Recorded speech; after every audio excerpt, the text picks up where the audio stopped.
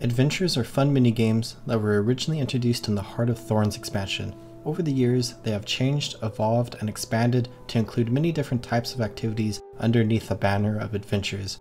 Where we have the original adventures in Heart of Thorns that feature very unique minigames, and the map exploration adventures in Path of Fire where you have to reach certain NPCs around the map in a set time frame, and all of the various mount races that we see throughout the game. Today, we're going to be going over what I believe are the 10 top adventures found throughout the open world of Guild Wars 2, where we will not be talking about any of the adventures that are exclusive to festivals, as those are time limited, and most of them are similar to ones we see out in the open world. Let's get started. Coming in at number 10 is The Floor is Lava. This is the first adventure that people will stumble upon in Auric Basin, the second map in Heart of Thorns. As you come through this slightly hidden cave, you open up into a large cavern featuring a new hawk hylic, some poisonous gas on the floor, and a lot of mushrooms. The goal of this adventure is pretty simple given the name of it, where your objective is to collect 25 spores without dying to fall damage or the poisonous ground. The area is relatively complex with a bunch of different rock vine fruits you have to reach to break the spores free from. Here you can then go to where the spore landed and collect it while getting launched in the air, where the combination of that launch, the speed boost mushrooms, the bouncy mushrooms, and all the different jumping routes you can take will let you navigate the arena and collect the 25 you need in the time frame. While there are many different routes you can take, generally people will follow the one route someone came up with back in Heart of Thorns to complete this adventure. And this adventure does suffer from latency issues, where people who have a bad ping will have a more difficult time going through this puzzle. But for me, I've always had a ton of fun with this adventure. I love doing it back in Heart of Thorns, and I really love the challenge of it. It is definitely on the more difficult side of things, where you have to put in some time to getting good at these specific mechanics, but not so difficult where it takes hours of hoping for what is basically good luck, like in some of the other Heart of Thorns adventures. But overall, the environment, the concept of this adventure, and the gameplay itself lands at a spot on this list. In the number 9 spot is Tendril Torchers. This adventure is very special because depending on if you went north or south when you first enter Heart of Thorns after completing the opening mission, this is the first adventure you complete, where this is located along the crashed airships just south of Maguma's Breach. As far as the gameplay itself goes, it is probably my least favorite on this list. The gameplay is not bad, it's actually pretty decent and unique, but it's just nothing super special as you're running around this area and trying to torch all the tendrils you can find while avoiding the bombs and being knocked back by the tendrils. Where I think the bombs and knockbacks do add a level of frustration for some people, but overall, I enjoyed it. But the reason it is on this list is how nostalgic this one is for me, where this is the first adventure that I ever played in Guild Wars 2, given that it is one of the first added to the game, where I believe I did it during the Heart of Thorns beta, but I definitely remember doing this multiple times during launch in order to get the gold reward. I also remember various social media posts before Heart of Thorns coming out that had a lot of discussion about this adventure specifically, as well as the adventure system as a whole, where I think adventures are a really fun mechanic that has been introduced in Guild Wars 2 that break up the exploration of maps in a very fun way, and I definitely hope we see more adventures like Tendril Torchers and the other ones found around Heart of Thorns in future expansions.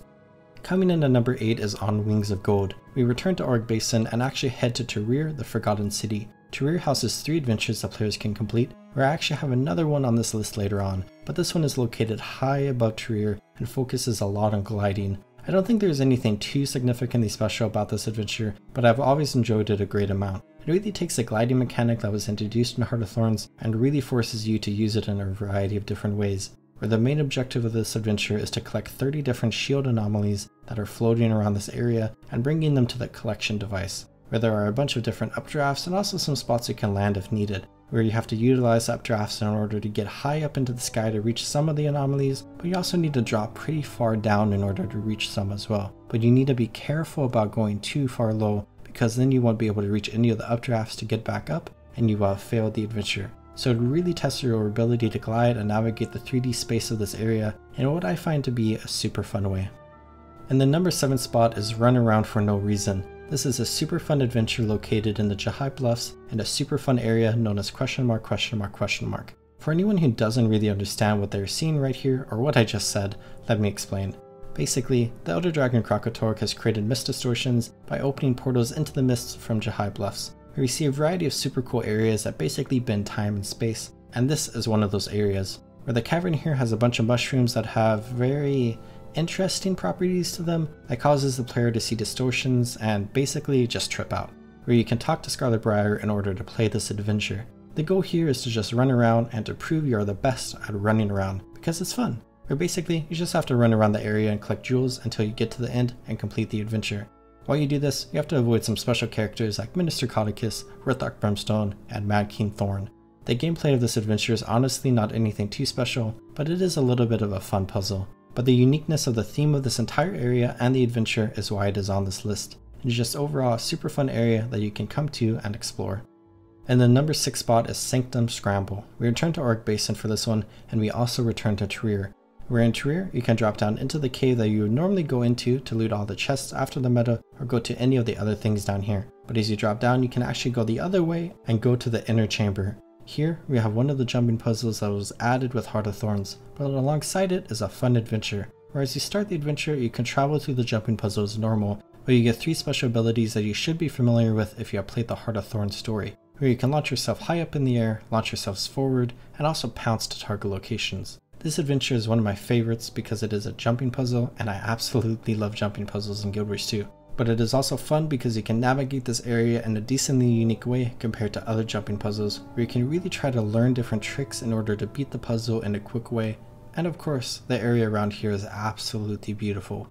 Tyria is one of the most beautiful locations in all of Guild Wars 2, and the inner chamber matches that energy. I just love being in this room and making my way through this adventure as I eventually reach the top of this giant chamber. And the number 5 spot is the Ash Training Course. This is a very special adventure introduced in the Icebreed Saga and is located in Grothmar Valley. And there's actually a lot going on here, where this adventure is located in a hidden area with a point of interest that you need to get to before you can even start the adventure. We're in the Ash Legion camp located in the central part of the map. You can find Malice Sword Shadow's tent. Next to the Ash Imperator is a cabinet that will have 4 markings scratched into it. Where all around the forest south of this camp are different trees that have the same markings as on the desk. Where there are actually a total of 8 different markings, and 4 markings on the cabinet change every day, but you need to go to the tent, write down what the 4 markings are, and go around the forest and interact with the trees in the order that the markings are written. As you interact with the 4th one, you will be teleported to Recon Cove, which is the Ash Legion's hidden base in Grothmar Valley. Which this base itself is super cool and has a ton of different characters you can talk to and other smaller details, but it houses the adventure that I love so much. Where there have been a lot of stealth missions and minigames added to Guild Wars 2 over the years, but this is one of my favorites, where basically you have to navigate this maze and collect 5 different documents without getting caught. Or if you trip any lasers or get spotted by any of the dummies, you fail the adventure. So you really have to learn the small details about this obstacle course with where everything is located. Where you can do some tricky jumps to get over some barriers, sneak around the dummies, and just do whatever you can to collect the 5 documents as quickly as possible. I love doing this adventure, where I find this minigame super fun, and with it being located in a super cool hidden area, it puts itself on the number 5 spot on this list. Coming in at number 4 are the Siege Turtle races added with the Ender Dragons expansion, where this slot is kind of for all 3 of them, as they are all pretty similar but are definitely distinct in different ways.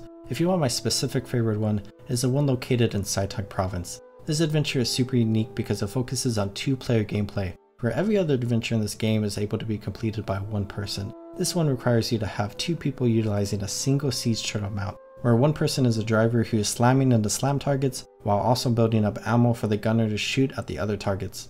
All of the different courses have the targets set up in different ways and are obviously located in 3 distinctly different areas, where all the courses are actually decently difficult, as it took me 2 tries to complete the Saitang and Ekavad course for the first time and about 4 to complete Gayala. But overall, I just love how this requires you to work together with another person. Guild Wars 2 is obviously an MMO, but a lot of the content is able to be easily completed by a single person.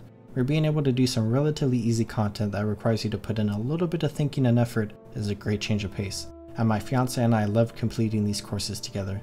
And the number 3 spot is Bugs in the Branches. This is my personal favorite adventure from the Heart of Thorns expansion. If you can remember all the way back to number 9, where I talked about Tendril Torchers being one of the first adventures that players did depending on what direction they went from the start of the expansion, well, this one is the other one, which is north of Maguma's Breach. This adventure takes place right next to Jaka Itzel, a giant Hylic village in the region, as well as being near the first raid in Guild Wars 2, where with the combination of those 2 things, as well as the location the adventure being at, makes this place super fun to explore, where the adventure itself takes place along the cliffside heading down into a deep chasm with a waterfall pouring down into it, and a ton of branches sticking out as well. There are a few structures constructed along the cliff face, and there are also some bouncing mushrooms and updrafts that will help you. The primary objective here is to go all around this area and collect 30 of the bugs scattered throughout, where I just find it super fun to run, jump, and glide around this area and trying to collect all the bugs as fast as possible. Where trying to improve your time in this puzzle is super fun as you come up with new routes and new tricks to scrape off milliseconds from your time. This adventure also has a similar challenge to the On Wings of Gold adventure, where if you fall down too far, you won't be able to save yourself and you have to start the adventure again. But I just think with this adventure being pretty fun for me, alongside the area it takes place in being so cool, is the reason why it is this high up on this list. Coming in at number 2 are all the Griffon adventures that you can find throughout Tyria. This is a bit of a cop-out answer because I'm talking about multiple adventures here, but they are all pretty similar, with the only difference being the specific course you are going through. However, I will talk about which one is my favorite in a moment, but as far as the Griffon goes, it is a super fun mount. Movement in Guild Wars 2 is really one of the best parts about this game, and the Griffon definitely benefits from that, where I think a lot of newer players definitely struggle with using the Griffon when they first get it. But once you get the basics down and understand how to use it, it is a lot of fun. Where I think Griffon riding is honestly one of the best parts of Guild Wars 2. I mean, entire guilds and communities have arisen that are dedicated to Griffon riding, where there are a lot of people that come up with their own courses and share it on YouTube and Reddit and whatnot. But when it comes to the Griffon adventures themselves, they are super fun. It really allows you to interact with the world in a way that you never would, and it is a great stepping stone into coming up with your own adventures throughout Tyria without the need of having an adventurer to guide you along the way. As for what my personal favorite Griffon adventure is, it is the Crystal Oasis Griffon Master adventure, where this takes place in the northwestern corner of Crystal Oasis and has you going from the sinking ruins through the city of Amnoon, where I just love all the turns and tight spaces that you fit through while going through Amnoon. All of the Griffon adventures blew me away when I first did them, but Amnoon was really something special for me. And now for the number 1 spot, my favorite adventure in all of Guild Wars 2, and well, this spot is very similar to the number 2 spot in multiple different ways, and that is because I have the roller beetle races. Now, just like how the Griffon is a super fun mount that utilizes the movement on Guild Wars 2, so is the roller beetle, another mount that you can unlock, which really changes the way you can interact with the world and how you can move about in it. While the Griffon is kind of an aerial jet that zooms you through the sky, the roller beetle is a supersonic motorcycle that allows you to zip across maps. And well, the adventures are a lot of fun. This is also another cop-out answer because I'm talking about multiple adventures here, but I'll share what my favorite one is in a moment though. Just like the Griffon, a lot of people love to come up with their own courses around the world and share them with others. And just like the Griffon, entire communities have arisen from this, where I think what people are able to do with fan-made roller beetle races is just a bit cooler, where you can really utilize the guild halls and the various decorations, both ones designed for racing and ones that are not, to create some pretty insane courses. But when it comes to the open road races and adventures, they are a lot of fun. While there are many different courses throughout Tyria, the ones that really stand out to me are the 6 introduced with the roller beetle racing achievement category, as well as the one in Grothmar Valley, where there is an entire achievement category dedicated to doing these roller beetle races. There's a story involving these races, and best of all, there are a ton of rewards you can unlock. Whereas you complete these different races, you can earn racing medallions, which can be spent on a ton of stuff like skins, tonics, a mini, and some other stuff. Where I love the fact that the small area of the game has a dedicated currency and prize vendor for it, something that I have been dreaming about for jumping puzzles for years. But which of these courses is my favorite? I think it has to go to Ghostfire Run and Diasa Plateau. I honestly don't know why this is my favorite, but something about it just speaks to me. I mean, Diasa Plateau is definitely a pretty cool area, and this course has you traveling throughout the entire zone. And I guess the difficulty of this adventure is in the medium category, where there are others that are harder, but others that are easier. So it's a good amount of challenge with the different turns and jumps you need to do, but not so challenging that it becomes more frustrating than relaxing to do. But above all, this track is the adventure in the game that I've spent the most time doing and I've had the most fun doing. Where back in the day, I had spent a lot of time in getting up on the leaderboards, and I'm at a measly 455th place in North America. Something that I haven't spent a lot of time doing recently, but I definitely know I can place higher if I practice some of the most advanced roller beetle tricks that I have not yet mastered. Perhaps another journey I would take with my favorite adventure in all Guild Wars 2. And that's my list. I hope you enjoyed. Like always, these are my opinions, and I would love to hear what your opinions are as well down in the comments. I threw some honorable mentions in the description which were in contention for this list, but didn't quite make the cut. I hope you all are taking good care of yourselves. Have a good one, everyone.